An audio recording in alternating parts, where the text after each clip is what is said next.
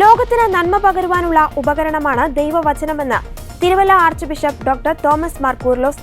ചങ്ങനാശ്ശേരി അതിരൂപത, Bible apostolic, കുടുംബ കൂട്ടായ്മ, മാക് TV എന്നിവയുടെ സംയുക്ത ആഭിമുഖ്യത്തിൽ സംഘടിപ്പിച്ച നൂറുമേനി വചന പഠന പദ്ധതി മഹാസംഗമം ഉദ്ഘാടനം ചെയ്ത് സംസാരിക്കുകയായിരുന്നു അദ്ദേഹം. തിന്മയുടെ ശക്തികളെ കീഴ്പ്പെടുത്തുവാൻ വചനത്തിന്റെ ശക്തിക്ക് സാധിക്കുകയുള്ളൂവെന്നും അദ്ദേഹം കൂട്ടിച്ചേർത്തു. ഈ നൂറുമേനി എന്നുള്ളതായ ആ ഒരു പ്രേക്ഷിത ശുശ്രൂഷ കർത്താവിനെ തന്നെ കൊടുക്കുന്നവർക്ക്, ഒരു പാനപാത്രം ജലം കൊടുക്കുന്നവന് പ്രതിഫലം നഷ്ടമാകുകയില്ലെങ്കിൽ കർത്താവിനെ തന്നെ കൊടുക്കുന്നവർക്ക് എത്രയധികമായ പ്രതിഫലമായിരിക്കും ലഭിക്കുക. എൻ്റെ സ്നേഹമുള്ള മക്കളെ, നമ്മളുടെ പ്രതിഫലം മറ്റൊന്നുമല്ല, കർത്താവ് തന്നെയാണ്. കർത്താവാണ് നമ്മുടെ ഏറ്റവും വലിയ പ്രതിഫലം. അവനെ നമുക്ക് അനുഭവിക്കാൻ സാധിക്കുമ്പോൾ എല്ലാമായി. ഒരു രാജാവ് ഒരിക്കൽ കുറേയേറെ സമ്മാനവുമായി കുഞ്ഞുങ്ങളുടെ അടുക്കിലേക്ക് ചെന്നു. അപ്പോൾ രാജാവ് പറഞ്ഞു, ഇത് നിറയെ സമ്മാനങ്ങളാണ്, കൊട്ട നിറയെ സമ്മാനങ്ങൾ, മക്കൾക്ക് ഇഷ്ടമുള്ളതൊക്കെ എടുത്തോളാൻ പറഞ്ഞു. അതിലൊരു കൊച്ചു കുഞ്ഞ്, അവൻ ആ കൊട്ടയിലേക്കല്ല പോയത്, അവൻ നേരെ പോയി രാജാവിൻ്റെ കയ്യിൽ പിടിക്കുകയാണ്. അവൻ നേരെ പോയി രാജാവിൻ്റെ കയ്യിലാണ് പിടിച്ചത്. വലിയ സൂചനയാണ്. നമുക്ക് നൽകപ്പെട്ട ഏതാനും ചില സമ്മാനങ്ങളല്ല, മറിച്ച് തന്നവനെ തന്നെ എനിക്ക് സമ്മാനമായി വേണമെന്ന് ആഗ്രഹിക്കുന്ന ഒരു വലിയ ശുശ്രൂഷയിലാണ് പ്രിയപ്പെട്ട മക്കളെ നിങ്ങളായിരിക്കുന്നത്. മക്കളെല്ലാവരെയും ദൈവം സമൃദ്ധമായിട്ട് അനുഗ്രഹിക്കട്ടെ. ഇവിടെ പ്രിയപ്പെട്ട സണ്ണി പറഞ്ഞ വാക്കുകളൊക്കെ ഞാൻ വീണ്ടും ഒന്നുകൂടെ എടുത്തു പറയാനായിട്ട് ആഗ്രഹിക്കുന്നില്ല. നമ്മൾ പഠിച്ച വചനം നമുക്ക് മറ്റുള്ളവരുടെ ജീവിതത്തിൽ, നമ്മുടെ ജീവിതത്തിൽ നമുക്കൊരു പ്രതിസന്ധിയുണ്ട്, നമുക്കൊരു ബുദ്ധിമുട്ടുണ്ട്, നാം എങ്ങനെയാണ് അതിനെ നേരിടേണ്ടത്? വചനം ഉച്ചരിച്ച് പ്രാർത്ഥിക്കുക, അതിന് ഫലം കിട്ടിയിരിക്കും. നമ്മൾ രാത്രിയിൽ കിടക്കുമ്പോൾ ഞാൻ നേരത്തെ പറഞ്ഞതുപോലെ സങ്കീർത്തനങ്ങൾ കേട്ടുകൊണ്ട് നമ്മൾ ഉറങ്ങട്ടെ. അതുപോലെ തന്നെ നമ്മുടെ ഏറ്റവും വലിയ സമ്മാനം സത്യത്തിൽ നമ്മുടെ കർത്താവ് തന്നെ ആകുന്നു. അവനെയാണ് നമ്മൾ നമ്മുടെ കർത്താവും നാഥനുമായിട്ട് സ്വീകരിച്ചിരിക്കുന്നത്. അതിൽ കൂടെ എന്ത് വലിയ സമ്മാനമാണ് നമുക്ക് വേണ്ടത്? അപ്പോൾ ഇത് നിങ്ങൾക്ക് ലഭിക്കട്ടെ എന്ന് മാത്രം ഈ ഒരവസരത്തിൽ പ്രാർത്ഥിച്ച്, നിങ്ങൾ എനിക്ക് വേണ്ടി കാത്തിരുന്നതിനും എന്നെ സ്വീകരിച്ചതിനും നല്ല വാക്കുകളൊക്കെ പറഞ്ഞതിനും ഞാൻ പ്രത്യേകം നന്ദി പറയുന്നു. നമ്മുടെ ഈ സംരംഭം അതിൻ്റെ 4ാമത്തെ സീസണിലേക്ക് പ്രവേശിക്കാം. അപ്പം ഞാൻ പറഞ്ഞതുപോലെ 2 ലക്ഷം ആവട്ടെ. അത് ഇപ്പം 25-ൽ തുടങ്ങി, 1/4 ലക്ഷത്തിൽ തുടങ്ങി, 1/2 ലക്ഷത്തിലൂടെ അത് 1 ലക്ഷമായി തീർന്നത്. ഇനിയും നമുക്കത് 2ലേക്ക് പോകണം, മറ്റു രൂപതകളിലേക്കൊക്കെ അത് പരക്കട്ടെ. ഞാൻ ഒത്തിരി പരിശ്രമിച്ച് നോക്കി, തിരുവല്ലയിൽ ഒന്ന് റെഡിയാക്കി എടുക്കാൻ സാധിച്ചില്ല. സാധിക്കണമെങ്കിൽ ഞാൻ നേരത്തെ പറഞ്ഞ 2 കൂട്ടർ വളരെ നന്നായിട്ട് പരിശ്രമിച്ചെങ്കിലേ സാധിക്കത്തുള്ളൂ. അവിടെ തിരുവല്ല രൂപതയിലെ അച്ഛന്മാർ മോശമാണെന്നൊന്നുമല്ല ഞാൻ പറയുന്നത്, അതിനൊരു താല്പര്യം വേണം.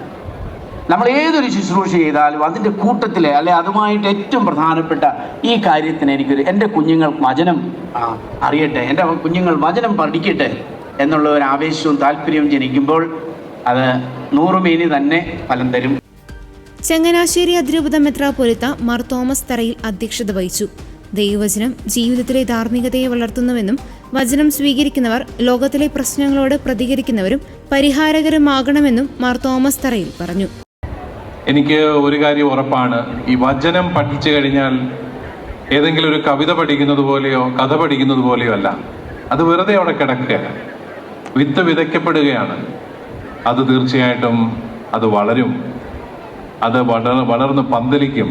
അത് നമ്മുടെ ജീവിതത്തെ സുവിശേഷാത്മകമായ പ്രവർത്തനങ്ങളിലേക്ക് നയിക്കും. ഏറ്റവും പ്രധാനപ്പെട്ട ഒരു ലക്ഷ്യം എന്താണ് ഈ വചന പഠനത്? വചനം പഠിക്കുമ്പോൾ നമുക്ക് ഉടനെ ഉണ്ടാകുന്ന വ്യത്യാസം എന്താണ്? നമ്മളെ ദൈവ ആരാധനയിലേക്ക് കുറച്ചുകൂടെ ആഴപ്പെടുത്തുമെന്നുള്ളതാണ്. നിങ്ങൾക്കറിയാം, നമ്മളുടെ ദൈവജനത്തിന്റെ ഏറ്റവും ഉചിതമായ ഒരു നിർവചനം നമ്മൾ ആരാധനാ സമൂഹമാണ്. വചനം പഠിക്കുന്നത് വെറുതെയല്ല. വചനം പഠിച്ചു കഴിഞ്ഞാൽ ദൈവാരാധനയിലേക്ക് നമ്മൾ നിരന്തരമായിട്ട് നയിക്കപ്പെടുകയാണ്. അതുകൊണ്ട് അത് കൂടുതൽ പ്രാർത്ഥിക്കാനും ആരാധനയിൽ ആഴപ്പെട്ട് പങ്കെടുക്കാനും എല്ലാം നമുക്ക് സാധിക്കുന്നു. അങ്ങനെ ദൈവത്തെ ആരാധിക്കുന്ന ഒരു ജനമായി പൂർണ്ണ ഹൃദയത്തോടെ, പൂർണ്ണ മനസ്സോടെ, പൂർണ്ണ ആത്മാവോടെ ആരാധിക്കുന്ന ഒരു സമൂഹമായിട്ട് മാറാൻ സാധിക്കും. അങ്ങനെ ആരാധനാ സമൂഹമായിട്ട് മാറുമ്പോൾ അത് ജീവിതത്തിലെ നമ്മുടെ ധാർമ്മികതയെ ബാധിക്കുന്ന ഒന്നായിട്ട് മാറും. ഈ കഴിഞ്ഞ ദിവസം പരിശുദ്ധ ലിയോ പാപ്പ അദ്ദേഹത്തിന്റെ പതിവുള്ള ഓഡിയൻസിൽ അദ്ദേഹം ഒരു കാര്യം ചോദിച്ചു. പ്രിയപ്പെട്ട സഹോദര സഹോദരി, നീ എവിടെയാണ്? ലോകത്തെ യുദ്ധങ്ങൾ നടക്കുമ്പോൾ നിഷ്കളങ്കരായ അനേകര് കാരണം പോലും അറിയാതെ ഈ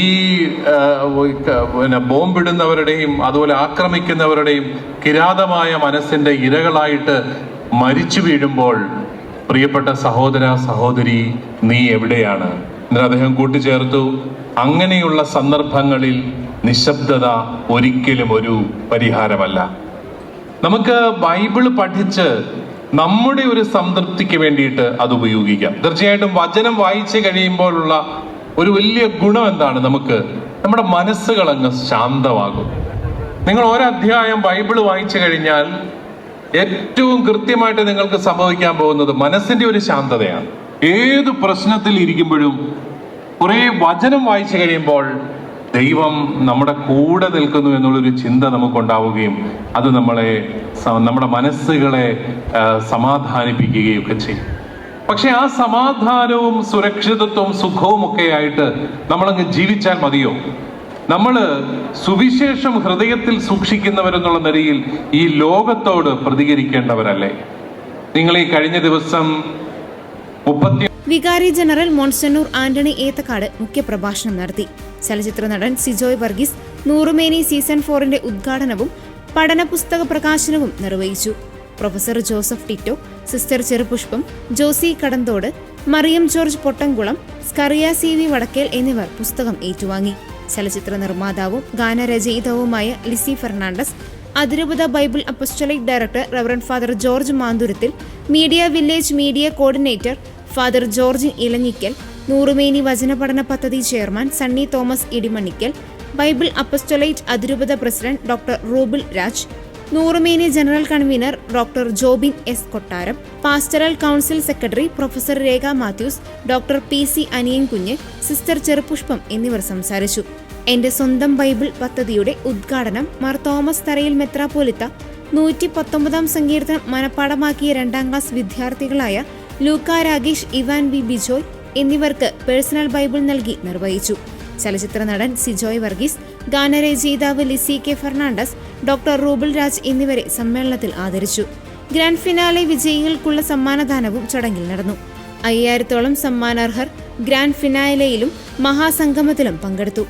Antony Thomas Malayil, Jose Kutty Kuttamperoor, Siby Akkara, doctor Soni Kandankeril, advocate Dennis Joseph, Josy Kadanthode, Joby Thumpookkal, Shiji Johnson, Binu Velliyanad, Joshy Kollappuram, Seena Thumpunkal, Lali Elappunkal, Roy Velikkattu, Johnykutty, Scaria, Antony Ammikulam, Joychan, Siby Mundakkadan, Renny Mathew, Tomichan Pullankavunkal, Jo Sebastian, Lalappan എന്നിവർ പരിപാടിക്ക് നേതൃത്വം നൽകി.